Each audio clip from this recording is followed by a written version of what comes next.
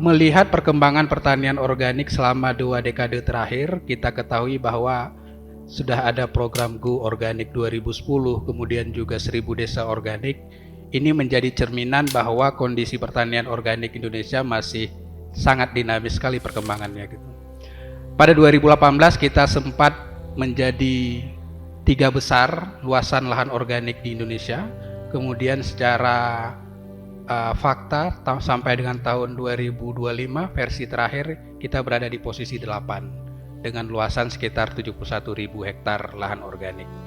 Nah, terjadi penurunan yang cukup signifikan sebenarnya itu juga terkait dengan bagaimana arah dan kebijakan pertanian organik nasional yang dikembangkan oleh pemerintah. Kita menyadari bahwa pertanian organik ini merupakan salah satu pendekatan strategis jika kita berbicara terkait dengan sistem pangan. Pertanian organik bisa dikembangkan secara berkelanjutan, kemudian menghasilkan pangan yang sehat, berkeadilan, dan juga adaptif terhadap perubahan iklim. Pertanian organis di sisi lain juga berkontribusi terhadap tujuan pembangunan global atau Sustainable Development Goals. Secara spesifik kita bisa melihat di SDGs nomor 2, kemudian juga SDGs nomor 5, kemudian juga yang tidak kalah penting adalah terkait dengan perubahan iklim di SDGs nomor 13. Petani sebagai aktor utama dalam rantai pasok dalam sistem pertanian organik seringkali menjadi pihak yang terabaikan, khususnya kita berbicara petani-petani kecil yang tadi sempat disinggung yang memiliki penguasaan lahan kurang dari 1 hektar. Demikian juga terkait dengan akses petani terkait dengan sertifikasi, akses pasar, pemahaman standar, dan juga lemahnya pendampingan kelembagaan yang dialami.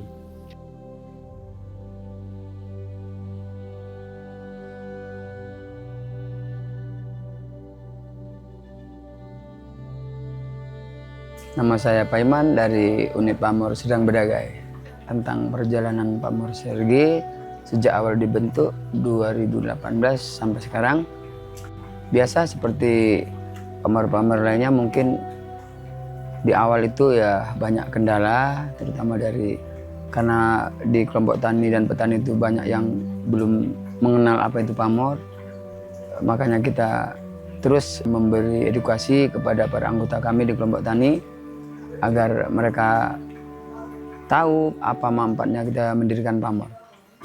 Kalau menurut saya, terutama khusus dari kelompok tani pamor yang kami bentuk, mereka bersyukur sekali karena dengan ada unit pamor, mereka bisa bertani dengan selaras alam, dengan bertani secara pamor karena sudah melalui proses yang ada SOP-nya. Bertaninya itu lingkungan jadi sehat dan kita juga tentunya mengkonsumsi bahan-bahan yang sehat.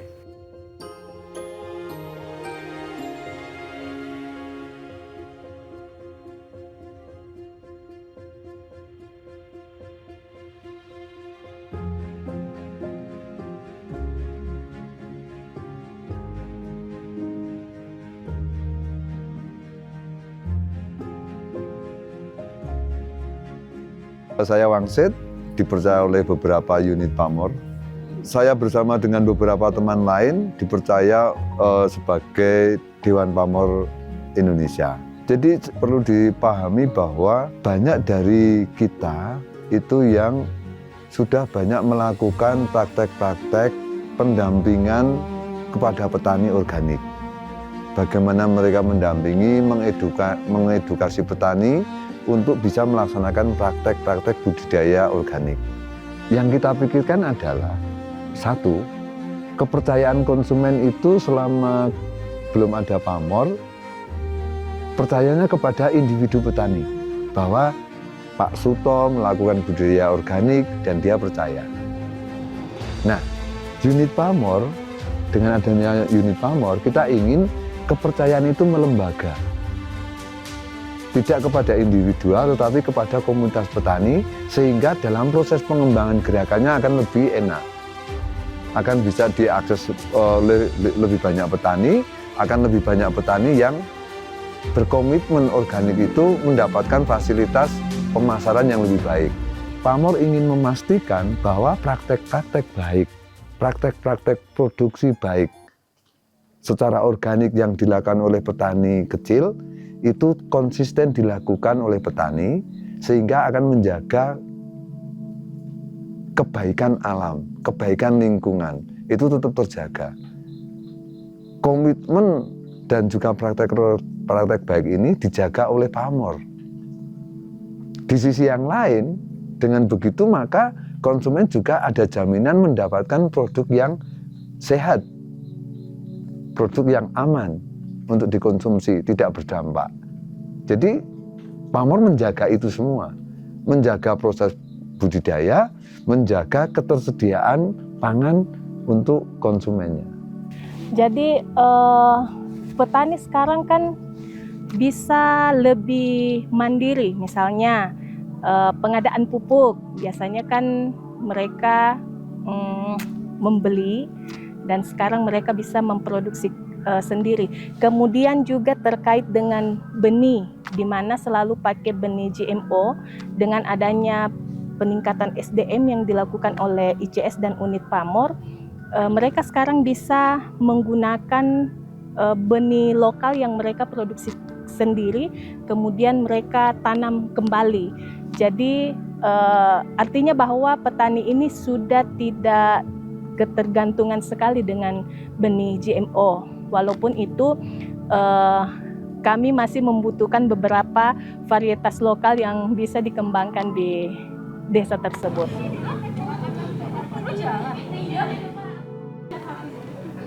Penetapan indikatornya pada sesuatu yang dinamakan standar nasional. Sementara unit Pamor Pasuruan bekerjanya lebih khusus. Karena standar nasional tadi tentang organik itu kami breakdown ke dalam sesuatu yang kami namakan SOP. SOP ini yang dibangun oleh multi pihak tadi secara partisipatif, ini menjadi SOP yang sangat kaya.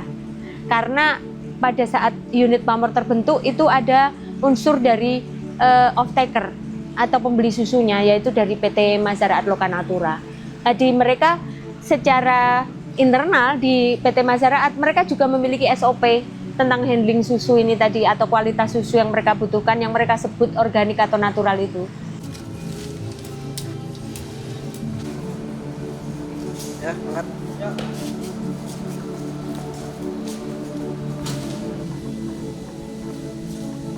Ya, kalau untuk pasar sendiri tentunya sejauh ini sebenarnya masih terkendala pasar kalau hasil produksi ini mau keluar dari misalkan dari Kabupaten Sopeng. Tetapi kalau untuk pemasaran di lokal di Kabupaten Sopeng, karena adanya mereka mengenal ICS dan juga unit Pamor Sopeng, sehingga mereka sudah percaya bahwa produk yang dihasilkan petani ini adalah organik.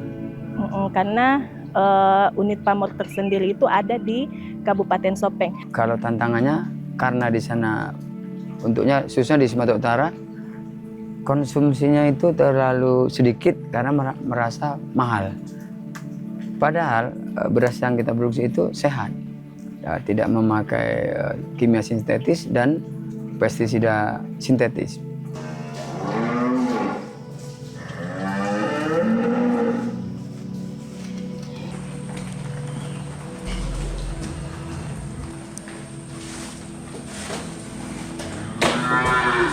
Jadi untuk memperdagangkan susu sapi perah organik ini agak ironi ya. Karena di peternak kita mengajarkan tentang fairness, tentang keberadilan, tentang pasar yang adil. Ya. Tapi ketika sudah menjadi produk pabrikan, dijual di gerai-gerai, itu menjadi sesuatu yang nggak adil buat peternak. Karena raw materialnya diberi dengan harga yang sangat murah. Padahal itu susu murni. Untuk pasar, tantangan kami sebenarnya tentang PCS, ICS, sertifikasi PCS itu dari kendala mayor. Sebenarnya secara teknis nggak berjalan baik. Nah, hanya ketika kami menjual ke modern market, ke retail, nah itu kami berbenturan dengan regulasi pemerintah. Ada beberapa regulasi yang berbenturan, itu kami perlu mengujikan kembali. Intinya kan pertanian organik ini merupakan pengetahuan petani yang bersifat turun-temurun gitu, yang ini kemudian ternyata pengakuan oleh pemerintah terhadap produk organik itu berupa sertifikasi. Sehingga pengetahuan praktek petani ini untuk kemudian diakui gitu, eksistensinya membutuhkan sebuah sertifikat yang itu ada pembiayaannya. Sehingga menimbulkan dua hal ya, satu seperti tidak diakuinya pengetahuan dan praktek petani yang bersifat turun-temurun itu. Kemudian yang kedua, dengan sertifikasi kan berarti petani mengeluarkan biaya tambahan untuk melakukan sertifikasi. Nah, biaya itu dirasakan sendiri oleh petani, memberatkan. Dengan produk organik yang harus bersertifikat kan berarti konsumennya harus mencari produk yang ada sertifikatnya. Satu itu. Terus yang kedua, aksesnya tidak mudah. Tidak di semua lokasi itu terakses kemudian. Kemudian yang ketiga, menjadikan konsumen tidak berhubungan langsung dengan masyarakat produsennya ini. Itu hambatan bagi konsumen. Kalau bagi produsennya, bagi petaninya juga sama. Untuk ke konsumen dia harus melewati yang namanya proses sertifikasi itu sendiri gitu. Kebetulan saya cukup lama berkecimpung di dunia retail, sudah 30 tahun itu. Kalau kita perhatikan dari mulai awal sampai dengan sekarang, tren kebutuhan organik itu semakin meningkat ya. Karena dengan kemajuan yang ada sekarang ini, masyarakat ataupun customer-customer itu lebih memilih untuk hidup sehat. Jadi mereka akan mulai beralih dari produk-produk yang biasa, dia akan memilih untuk barang-barang yang organik. Karena paling nggak ada satu kepastian bahwa dari organik ini lebih baik daripada yang biasa. Ambil contoh untuk sayur ya. Masyarakat sekarang cukup takut dengan adanya pestisida dan lain sebagainya. Tapi dengan organik itu mereka sudah bisa ada satu jaminan bahwa produk itu akan lebih sehat. Jadi kebutuhan untuk peningkatan hidup sehatnya bagi masyarakat akan lebih terjamin dan bisa tertangani dengan baik dari produk organik ini. Pastinya semakin hari semakin tahun akan kebutuhan hidup sehat, pola hidup sehat akan semakin meningkat di Indonesia, khususnya yang ada di kota besar. Juga perlu adanya kami dari retail pastinya akan menyambut baik ya. Bagaimanapun juga kami merupakan etalase dari semua produk, terlebih untuk kebutuhan-kebutuhan yang sehat.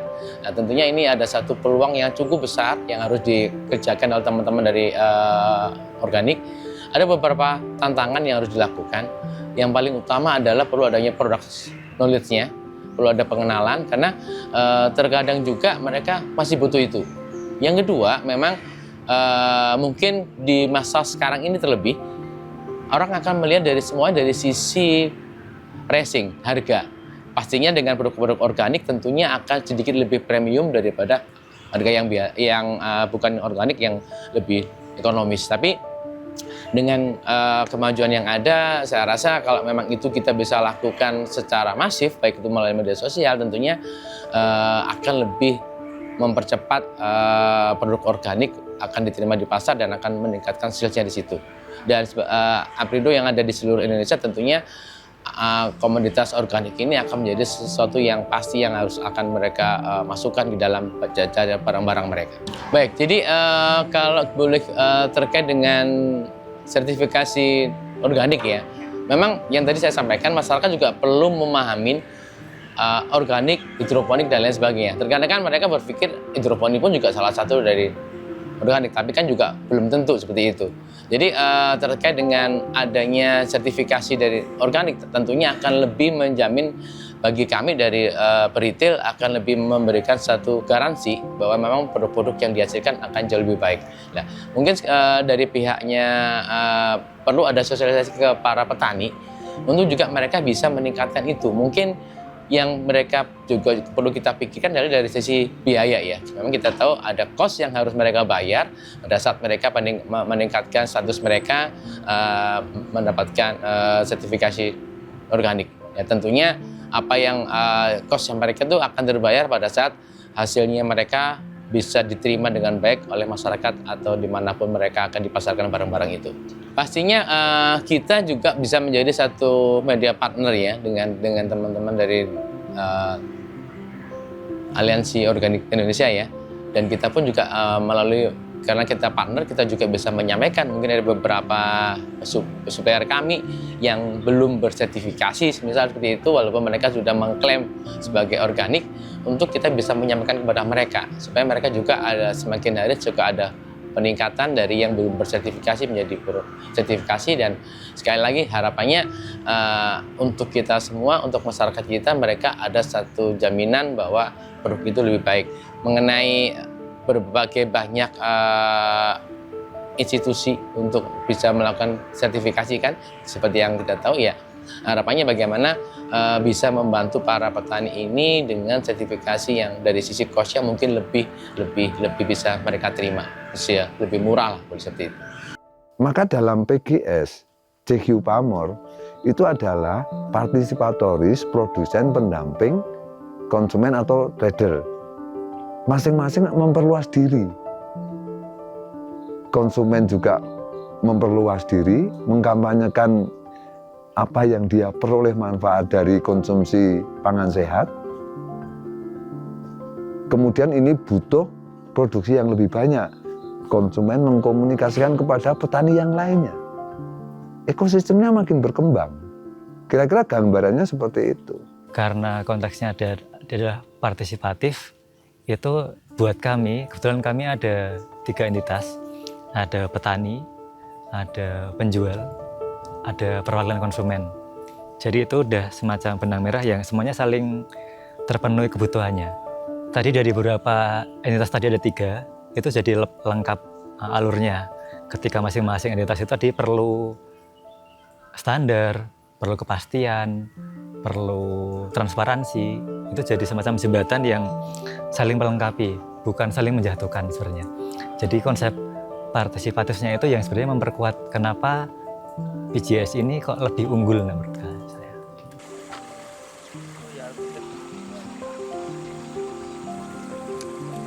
Memang menyatakan mayoritas petani kita adalah petani kecil. Maka model penjaminan seperti apa yang harus dilakukan? Bagi kami yang paling tepat adalah PGS, CQ Pamor. Karena sangat tidak mungkin sebetulnya petani kecil mengakses lembaga sertifikasi pihak ketiga. Itu sangat tidak mungkin. Apalagi ketika membayangkan pasarnya adalah pasar yang jauh.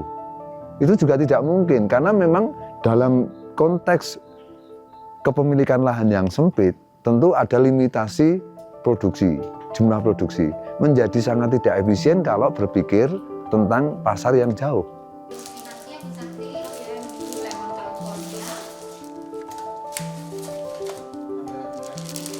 Kami berpendapat bahwa PGS itu bukan pesaing bagi sistem sertifikasi pihak ketiga yang ada saat ini, melainkan sebagai jalur alternatif yang esensial untuk menjamin keadilan akses bagi para petani atau peternak kecil.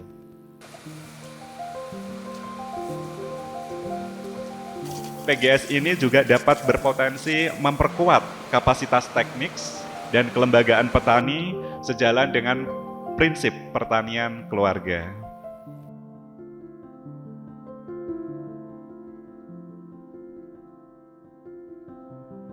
Jadi bagaimana kita bisa meningkatkan tadi produktivitas kita secara cepat, tapi satu sisi kita juga harus mempertahankan ketahanan sosial, budaya, dan ekologi. Jadi secara lingkungan harus baik. Nah, sistem PGS ini kan akhirnya mendorong petani untuk melakukan adaptasi terhadap perubahan iklim tadi sebagai subjek utama transformasi sistem pangan, tanpa dia justru harus dibebani bagaimana memperoleh sertifikat organik yang mahal dan teknokratik dan rumit. Sehingga dia yang dibutuhkan kan sesungguhnya bukan petani mendaftarkan produknya dapat sertifikat. Yang dibutuhkan kan satu pengakuan negara ya terhadap kapasitas petani ini. Kemudian dari pengakuan itulah kemudian seharusnya karena masyarakat sudah mengembangkan gitu ya, sistem jaminan yang lebih partisipatif untuk pengakuan terhadap pertanian organik, inilah yang kemudian diakui gitu. Bagi saya sebenarnya sebagai sebuah movement, gerakan, nggak penting banget. Tetapi secara sosiologis ini penting karena masyarakat kita masih memandang penting legal dan tidak legal. Apakah sesuatu itu legal atau tidak legal? Ini yang jadi tantangan sebetulnya. Tapi harus dibedakan, situasinya memang kita berhadapan dengan pemikiran pentingnya legalitas. Saya kira petani-petani, khususnya untuk para petani organik, sepertinya akan berkembang. Karena mereka tahu pasarnya kan lebih baik, harga juga mahal. Dan prosesnya tidak membutuhkan harus mengeluarkan uang untuk mengurus sertifikat sekian puluh juta. Andai kata pemerintah memang memaksakan ini, saya kira makin bertambah banyak petani yang akan berorganik. Harapan saya itu.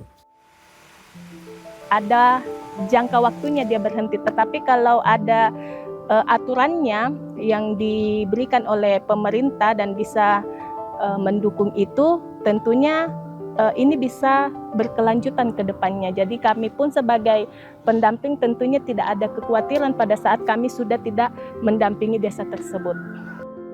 Andaikan susu sapi perah Indonesia ini benar-benar dihargai sebagaimana yang lain ya, yang selaras berbanding lurus dengan susah payahnya mereka memproduksi itu. Tentu ini akan menjadi berkah bagi semua orang. Itu harapannya didukung, karena tentu yang didamkan kan kedaulatan pangan, kemandirian pangan. Tentu itu dari lokal Indonesia, bukan dari negara benua lain gitu. Tentu itu yang harusnya didukung, dan semoga tidak hanya sampai di slogan-slogan saja. Setiap 5 tahun sekali.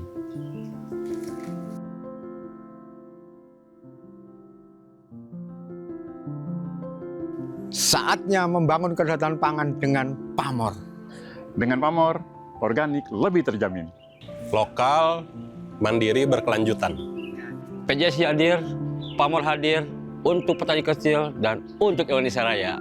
Dengan pamor, kegiatan organik menjadi lebih terjamin. Dengan PGS, petani berdaulat untuk Indonesia hebat. Pamor Indonesia, kedaulatan petani sebenarnya. Pamor untuk kedaulatan petani organik.